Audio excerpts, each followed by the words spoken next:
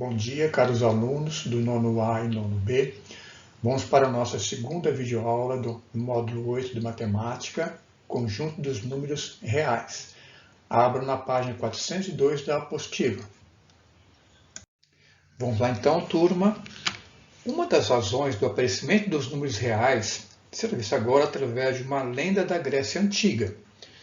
E essa lenda fala da duplicação do volume de um cubo. Então, eu coloquei aí para melhor visualização de vocês aí dois cubos, né? Um menor e um maior. Então tá aí, só lembrando, pessoal, dentro da geometria espacial, o cubo ele é considerado um paralelepípedo, tá?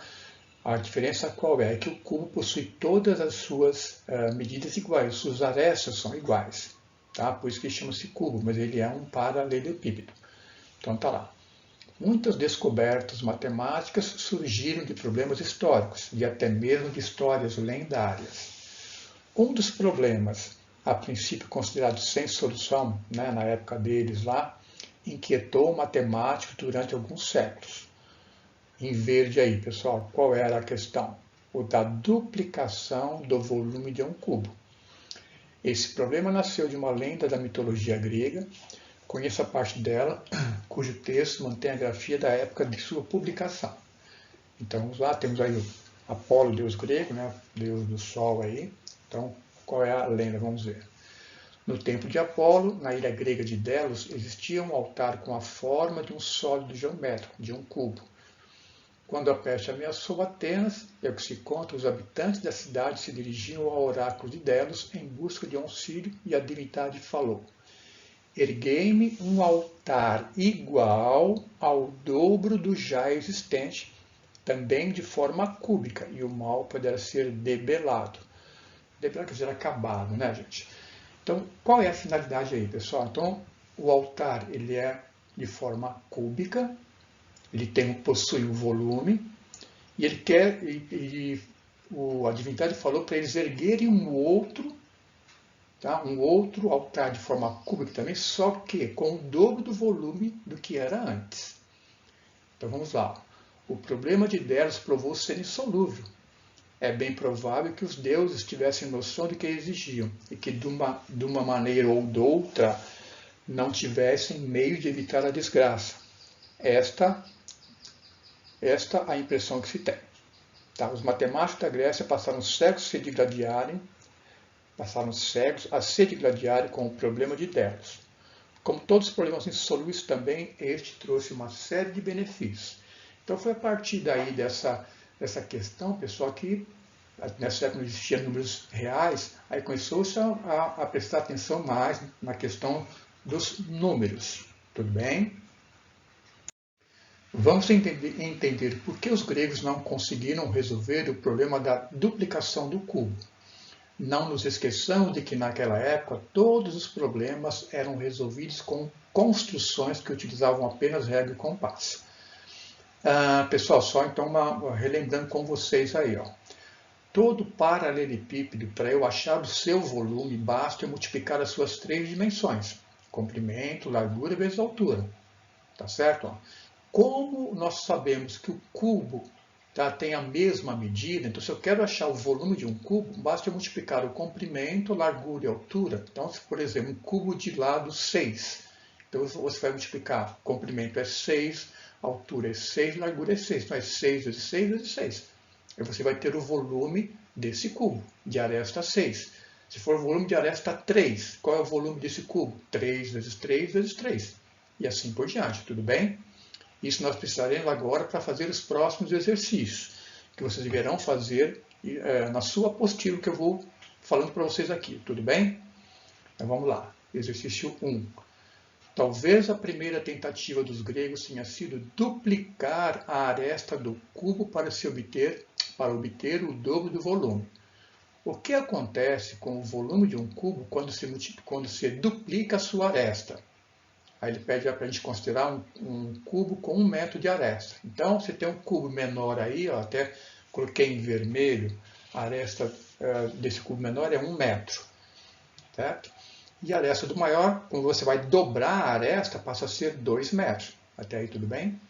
Então, vamos calcular os dois volumes, tá? O volume do menor. Então, se o volume, a sua aresta é 1, então o volume desse cubo vai ser 1 vezes 1 vezes 1, que vai dar o quê? 1 metro cúbico.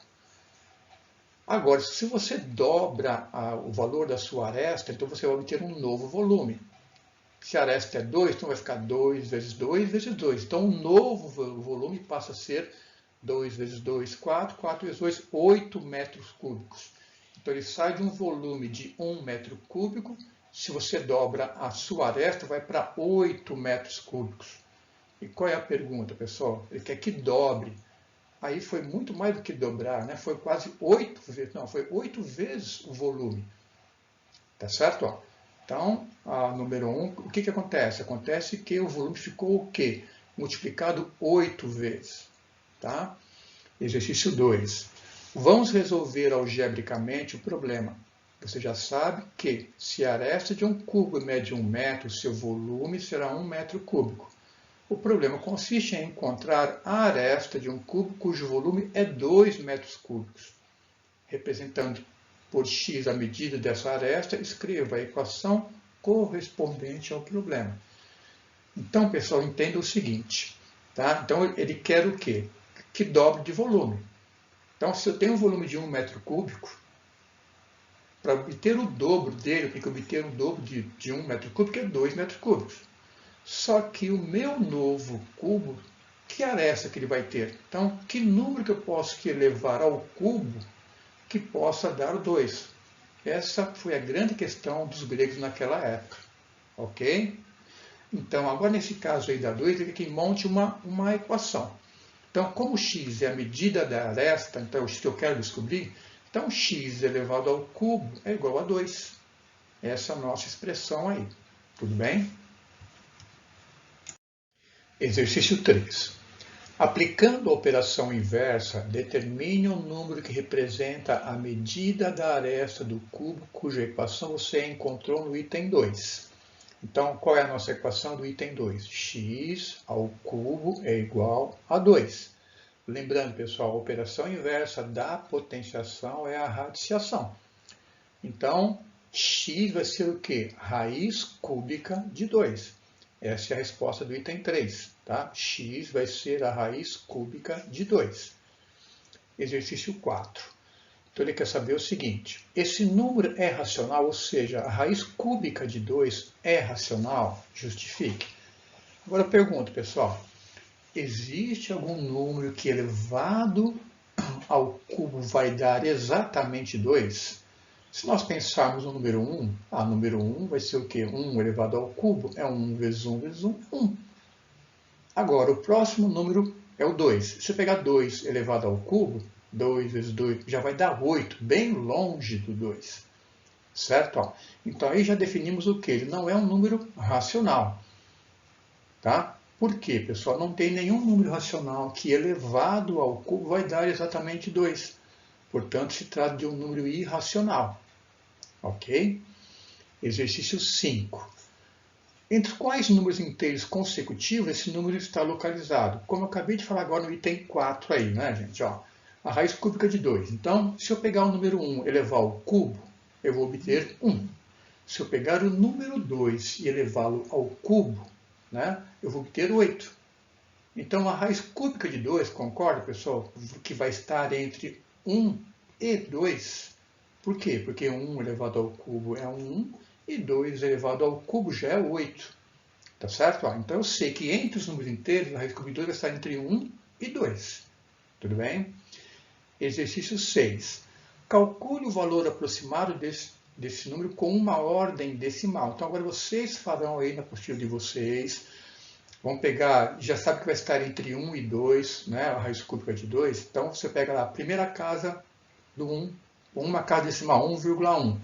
Então, pega o calculador, faz lá 1,1 elevado ao cubo, vê o valor. Tá? Vê se ficou longe ou perto do 2. Aí vai chegando. Tá?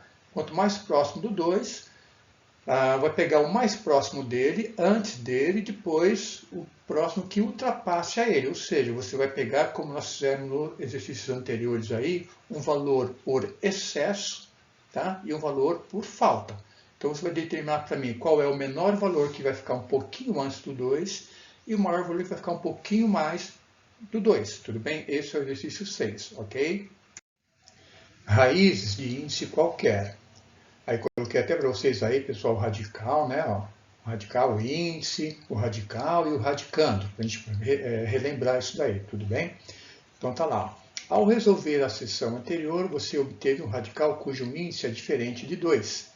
Dessa forma, conclui-se que o índice de um radical pode ser um número n qualquer, tal que seja inteiro e positivo. Então, sempre, pessoal, esse n aqui vai ser um número inteiro e positivo. Então, ele vai ser um número natural. O radicando, né? A é o radicando, tá? E o símbolo radical, aí do lado direito de vocês. Então, tá lá. Quando o meu índice for 3, como é que eu leio? Raiz cúbica de 2. Quando o meu índice for 4, como é que eu vou fazer a leitura? Raiz quarta de 2. Quando o meu índice for 5, raiz quinta de 3. Quando o meu índice for 3, raiz cúbica de 8. E quando for n qualquer, né? Então, raiz enésima de x. Ok? Tudo bem?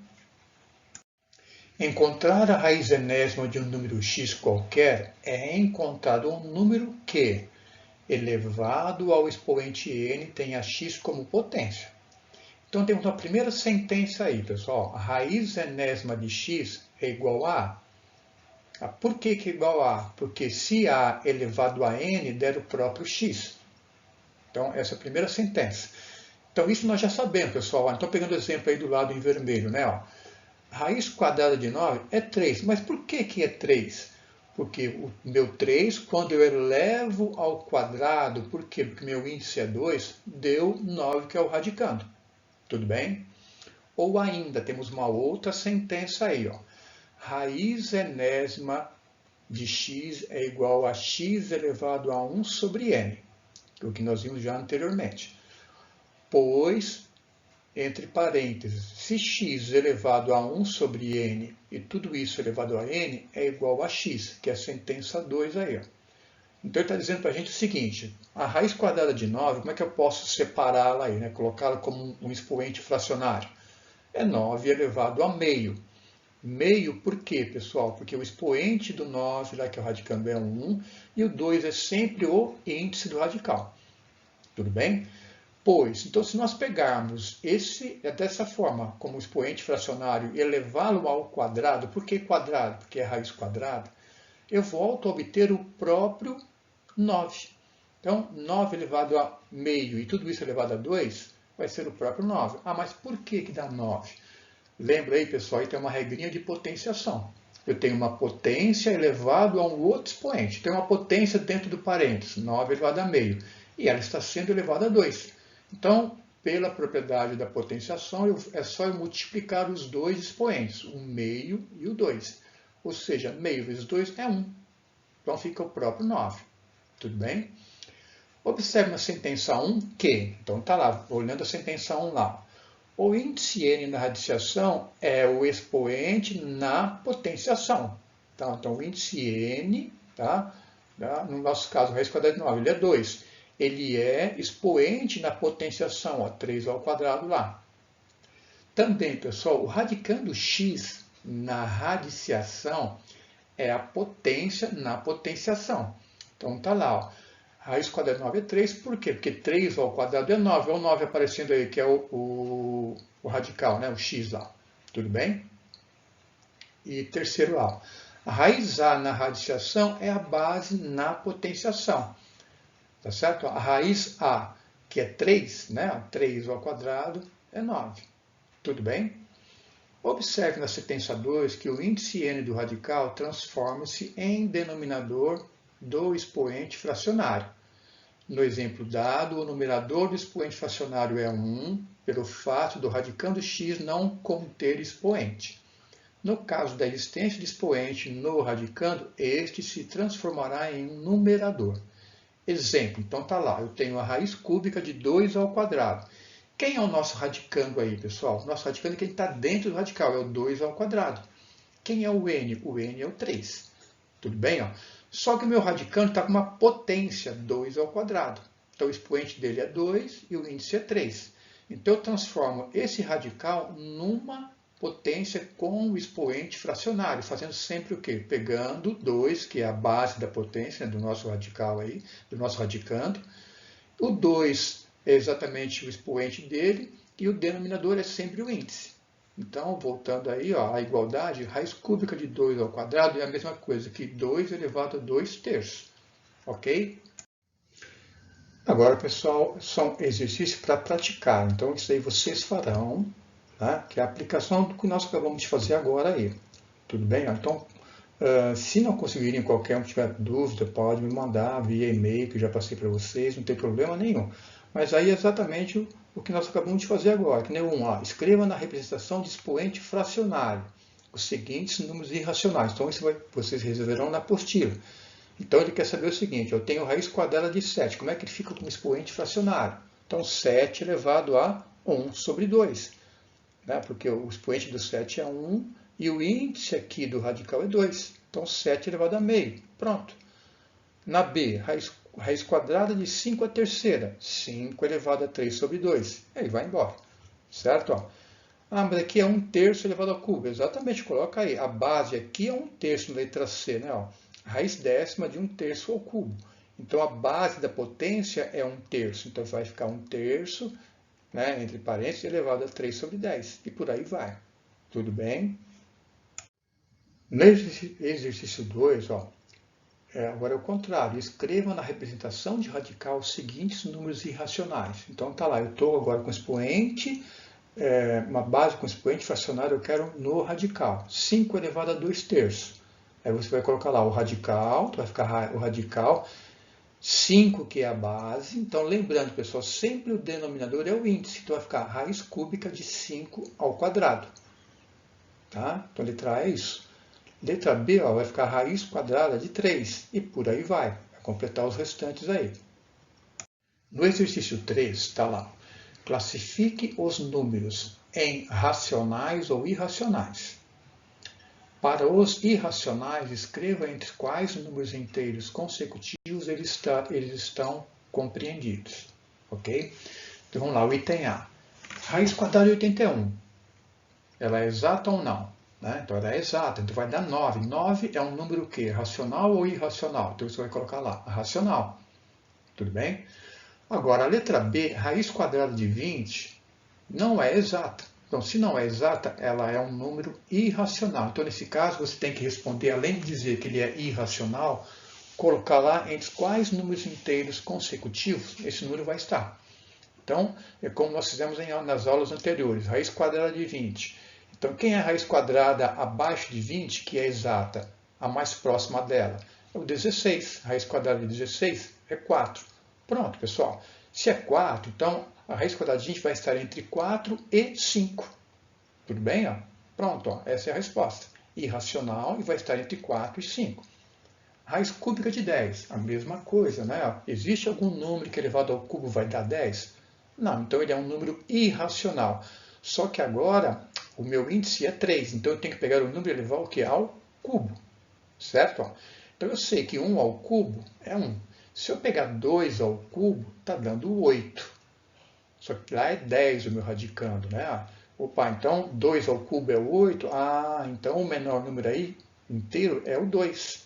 Então esse valor vai estar entre 2 e 3. A raiz cúbica de 10 vai estar entre 2 e 3, porque 2 ao cubo é 8 e 3 ao cubo é 27. Então ele é um número irracional que vai estar entre 2 e 3. E assim por diante. Tudo bem? Conjunto dos números reais. No módulo 2, você conheceu o conjunto dos números reais obtido pela união dos números racionais Q e dos números irracionais I. Matematicamente, podemos usar a seguinte representação. A Q, a letra U, com I é igual a R. Então, o símbolo U, na teoria dos conjuntos, indica a união entre dois conjuntos. Então, eu estou unindo o conjunto dos números racionais com os irracionais, eu formo os reais. Isto é, os elementos do conjunto união são elementos de um e ou de outro conjunto. Assim, o número real ou é racional ou é irracional. Entretanto, nenhum número pode ser ao mesmo tempo racional e irracional. Por isso dizemos que não há elementos comuns entre os dois conjuntos, ou seja, Q e I são conjuntos disjuntos. Em matemática, essa afirmação é representada por Q. Então, a letra U de ponta cabeça aí, pessoal, é intersecção. Então, Q intersecção com I, ele dá o quê? A letra grega φ chama-se o quê? Conjunto vazio, ou seja, não tem elementos que pertençam aos dois conjuntos ao mesmo tempo. Então, o símbolo U de ponta cabeça aí, na teoria dos conjuntos, indica a intersecção entre dois conjuntos, ou seja, o conjunto de intersecção possui elementos comuns aos conjuntos dados. Já vimos também que os números naturais e os números naturais n e os números inteiros z são subconjuntos de quê? Lembrando, pessoal, subconjunto quer dizer o quê? Está contido. Falamos sobre isso lá no módulo 2. Como Q é um subconjunto de R, então o n e o z são subconjuntos de R. Ok? Exercício 3. Agora vocês farão na apostila os exercícios. O 1 eu vou comentar com vocês, o 2 e os 3 eles completam aí, tá? Na apostila de vocês. Então, o número 1 está lá. No módulo 1, você explorou as impossibilidades das operações inversas dos conjuntos numéricos n, que são os naturais, z, que são os inteiros, e q, que são os racionais. No entanto, ficou em aberto a seguinte questão. O conjunto Q ele é suficiente para a operação inversa da potenciação? Ou seja, pessoal, sempre vai ter a operação inversa no conjunto dos racionais? Essa é a questão aí, né, que ele está perguntando.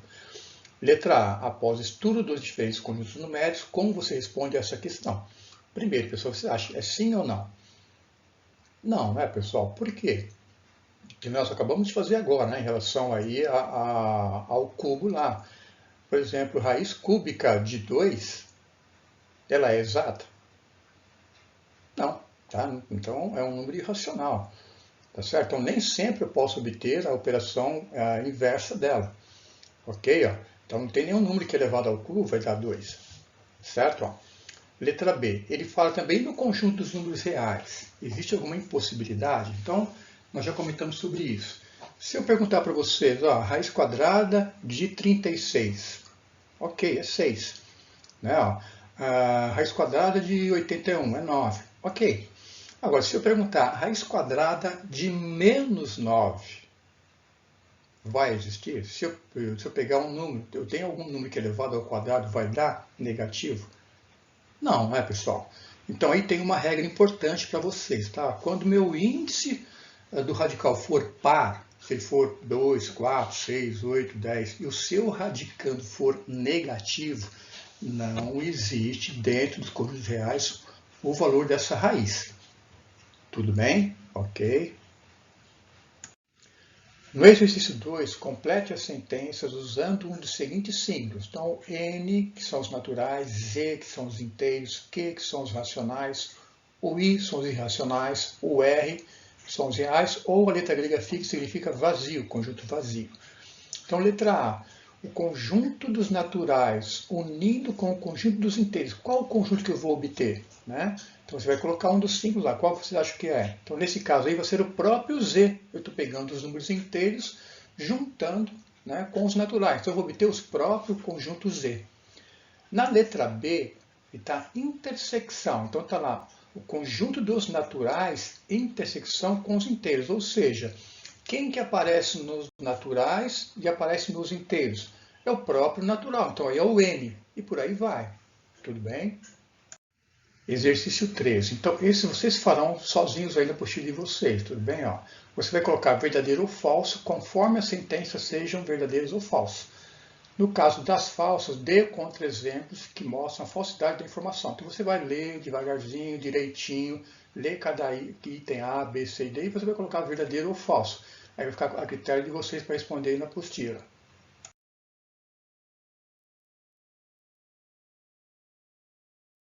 Vamos lá então, turma. Olha, você já estudou, vamos rever aí a notação científica. No caderno 4 do 8º ano, você aprendeu a representar um número em notação científica. Vamos retomar esse conteúdo. A notação científica refere-se à representação de um número na forma de produto, em que o primeiro fator é um número maior ou igual a 1 e menor que 10, na maioria das vezes escrito na forma decimal. E o segundo fator é uma potenciação de base 10, com expoente positivo ou negativo. Exemplos. 1,284 vezes 10 a 22, ou 2,6 vezes 10 a menos 5. Então, vocês podem ver, ó, o primeiro número aí sempre vai ser maior do que 1 e menor do que 10. 1,284. O outro lá é o 2,6. E as potências de base 10 que acompanham, né? Com expoente positivo, 10 a 22, e expoente negativo, 10 a menos 5. Ok? Então, vamos lá para o exercício número 1. Quando o expoente da potenciação de base 10 é um número negativo, tá? Quando que isso vai ocorrer, pessoal? Ele vai ocorrer quando o número estiver entre 0 e 1. Então, por exemplo, se eu pegar o número 0,02, certo? Ó, é um número entre 0 e 1. Este número é a mesma coisa que 2 centésimos. Como é que eu coloco isso em forma de potência? Né? 2 vezes 10 a menos 2. Certo? Duas casas após a vírgula. 0,1. Né? Uma casa após a vírgula, que é 1/10. 1/10, então, pode ser 10 a menos 1. Então, sempre que o valor do número estiver entre 0 e 1, eu vou ter um expoente negativo, ok? Texto para a questão 2. O telescópio Hubble fez um registro com detalhes sem precedente de uma das galáxias mais antigas do universo. Objetos espaciais deste tipo costumam aparecer apenas como um ponto vermelho nas imagens captadas por telescópios, mas, neste caso, a imagem foi ampliada e esticada por um fenômeno natural conhecido como lente gravitacional. Essa distorção ocorre quando a luz contorna um corpo de grande massa que fica no caminho entre um objeto, no caso, a galáxia surgida há apenas 500 milhões de anos após o Big Bang, e o seu observador, o Hubble. Na astronomia, a distância e a idade de um corpo celeste estão interligados. Por causa do tempo que a luz leva para percorrer uma grande distância, esta galáxia está sendo observada como existia há mais de 13 bilhões de anos. Os detalhes observados neste registro permitirão aos cientistas testar teorias sobre a evolução de galáxias. Então está aí o link, né, para quem tiver curiosidade de buscar aí, falando sobre o telescópio Hubble. Ok? Vamos então para o exercício 2. Escreva os dois números que aparecem no texto em notação científica. Então, voltando para o texto, lá o primeiro número que aparece lá é o 500 milhões de anos. Então, 500 milhões eu quero em notação científica. Então, vamos lá. 500 milhões, para colocar em potência de base 10, é só fazer 500 vezes, milhões é 10 elevado a 6. Então, 500 vezes 10 a 6. Só que ele não fica em notação científica. Como é que eu passo, então, para a notação científica?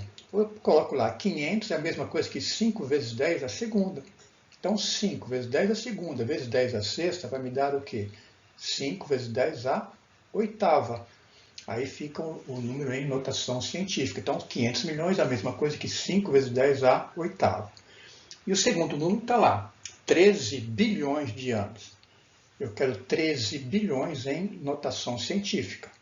Bilhões, pessoal, é 10 elevado a 9. Então, 13 vezes 10 elevado a 9, tá, não fica em notação científica, fica só em potência de base 10. Então, como é que eu transformo isso em notação científica? O 13 eu posso colocar como, pessoal? 1,3 vezes 10. Tá? Então, 13 é a mesma coisa. Se eu pegar 1,3 vezes 10, vai dar 13, é a mesma coisa. Então, eu coloco lá 1,3 vezes 10 a 9. Aí vai ficar o quê? 1,3 vezes 10 elevado a décima. Então, 13 bilhões é a mesma coisa que 1,3 vezes 10 a décima. Tudo bem? Agora, o exercício 3 já está aí os números, vocês já sabem fazer. Tá? Agora, com vocês, respondo aí na apostila de vocês o exercício número 3. Tudo bem? O exercício 4 é uma questão do Enem, um teste aí. Leiam devagar, pausadamente, com atenção, que dá para responder tranquilamente esse teste. Bom dia, pessoal. Vamos lá então para a nossa terceira videoaula do módulo 8, tá, da nossa apostila. Abro na página 408 aí. Hoje vamos iniciar falando sobre o tópico sistematizando o conjunto dos números reais.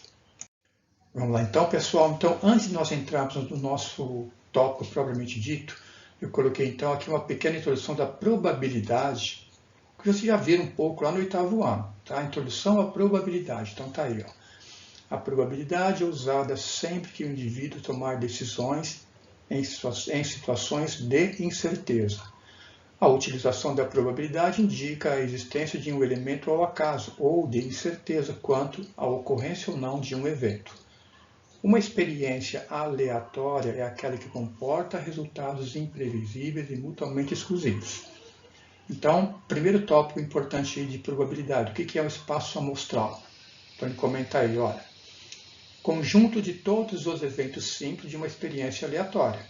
Então, por exemplo, uma experiência, tá? Lançamento de um dado, vou lançar um dado.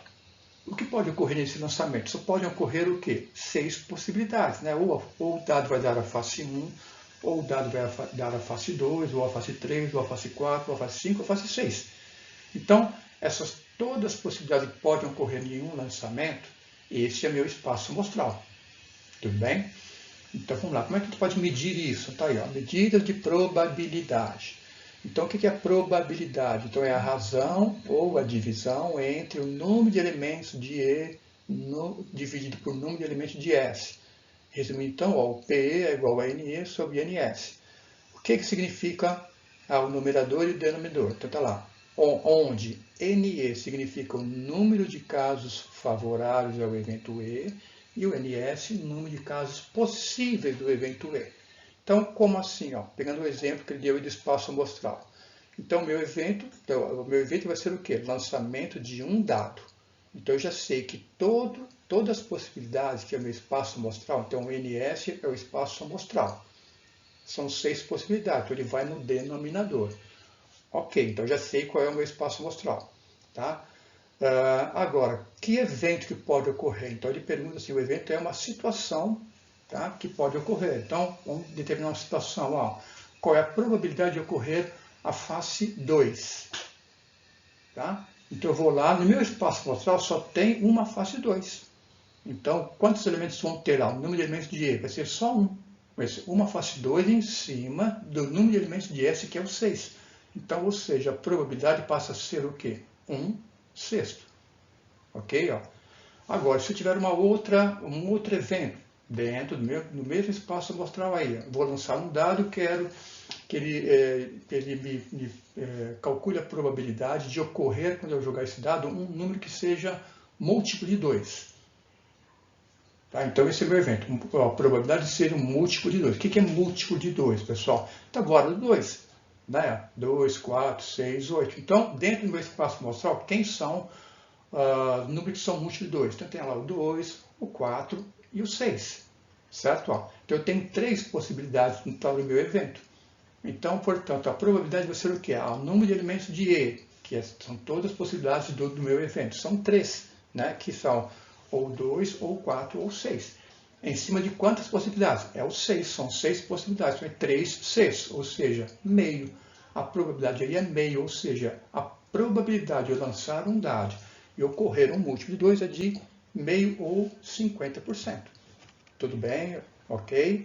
Continuando então, pessoal, sistematizando o conjunto dos números reais. Então, como nós acabamos de falar no slide anterior, está aí a definição, né, do que é a probabilidade, né, PE igual ao número de elementos de E dividido por número de elementos de S.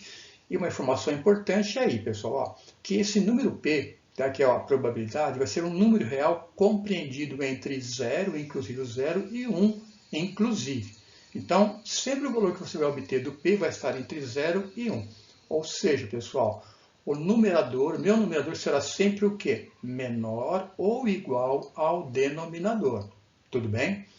Aí fala o seguinte, olha lá, vamos retomar essas ideias partindo do espaço amostral para o experimento do lançamento de um dado. Então, ele está partindo da situação, de novo, de um dado. Né?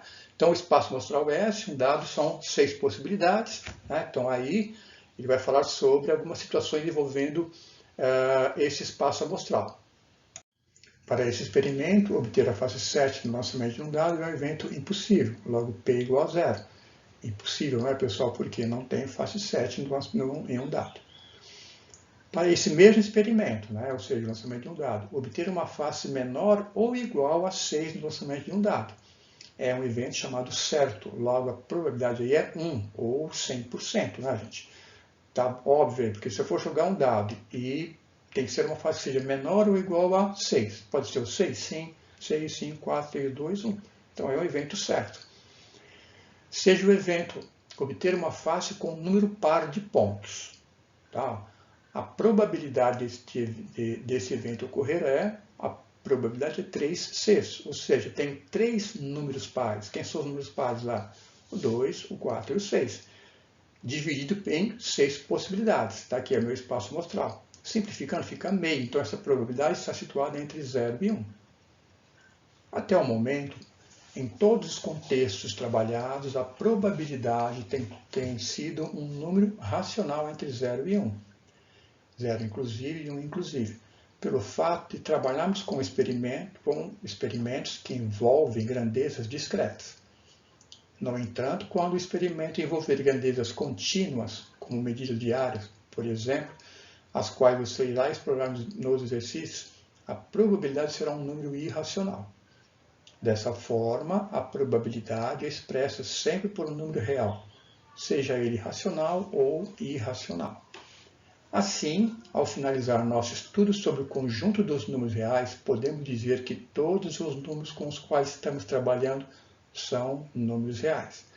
Resumindo, então, os números reais englobam, então, letra A, os números naturais, letra B, os números inteiros relativos, letra C, os números racionais e, portanto, dentro dos racionais, quem que eu tenho lá? As dízimas chamadas exatas, ou decimais exatos, né? Exemplos aí 0,25, ou 0,44, ou 1,76, são decimais exatos. As dízimas infinitas e periódicas, né? Então 0,666 ou menos 2,1313 com reticências aí. Então são dízimas periódicas infinitas. E também os números representados em notação científica, né? 2 vezes 10 a menos 5, 5 vezes 10 a menos 8 e por aí vai. Letra D, os números irracionais. Representados na forma de radical ou de expoente fracionário se desejarmos o valor exato. Então, o exemplo aí, ó, raiz quadrada de 2 é igual a 2 elevado a meio. Representados na forma de dízima infinita não periódica, que pode ser ou não resultado de uma raiz. Exemplo, então eu posso ter um número irracional, ele pode vir da raiz, como no caso é a raiz quadrada de 2, que é 1,4, 1, 4, 2, 1, 3, 5, embora, ou números que não são de raiz, que nós, os outros dois aí, ó, 0,1, 2, 1, 1, 2, 1, ou seja, infinitamente, tá? Os outros números também são irracionais, ok? As dízimas infinitas periódicas em contexto em que exige maior precisão podem ser transformadas em fração geratriz. Exemplos. Pessoal, isso nós já vimos no início do ano, transformação de dízima periódica em fração, a chamada fração geratriz. Tá? Então, 0,666 é a mesma coisa que 6 nonos, que é igual a 2/3. O 2, 0,1313 é igual a 3/99, ok?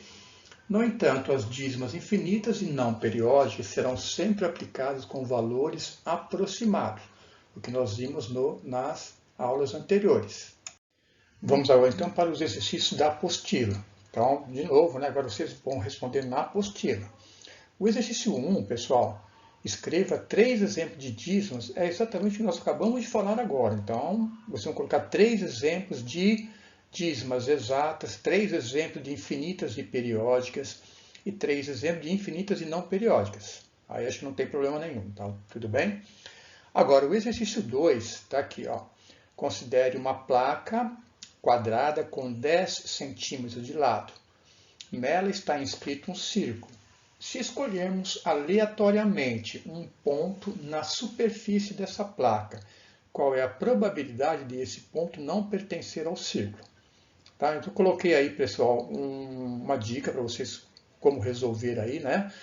Mas a primeira interpretação qual é, pessoal?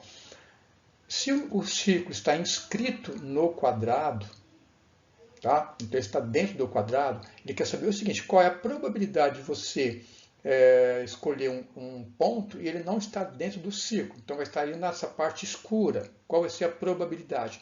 Então, aí como eu escrevi na dica aí, ó, você só vai poder relacionar a área entre essas duas figuras geométricas. Ou seja, calcular a área do quadrado, calcular a área do círculo. Como a área do quadrado ela é maior, então ela é nosso espaço amostral. O círculo é menor, então o círculo está dentro dela, então ele vai ser o nosso evento. Então a probabilidade para a gente calcular do evento E aí é você calcular a área do círculo, que eu já coloquei aí em cima, πr quadrado, dividir pela área do quadrado, que é lado vezes lado. Dividir um pelo outro, você vai ter a fração aí, vai ser a probabilidade de ocorrer. Tudo bem? Exercício 3. Considere o triângulo AMB inserido no quadrado ABCD, cujo lado mede 4 cm, e M é o ponto médio de CD. Qual é a probabilidade de se selecionar ao acaso um ponto qualquer da superfície da figura e ele pertencer, letra A, ao triângulo ABM, letra B, somente ao quadrado, letra C, ao triângulo AMD. Então a resolução, pessoal, é parecida com o exercício 2. Então já coloquei aí embaixo, tá? Aqui vai precisar o quê? A área do triângulo. Então vai ser relacionado a área do quadrado com a área do triângulo. Então vai partir da mesma maneira do exercício 2 aí, ok? Bom, pessoal, a partir de agora serão com vocês, tudo bem? Tenta resolver, olha, lê direitinho. Não são tão complexos, não dá para resolver. Qualquer dúvida, ou me envia por e-mail, que eu já passei para vocês, ou a partir da semana que vem, como vamos com as nossas aulas online, talvez seja a oportunidade de a gente poder tirar, mas tentem fazer, tudo bem? Tchau, um abraço.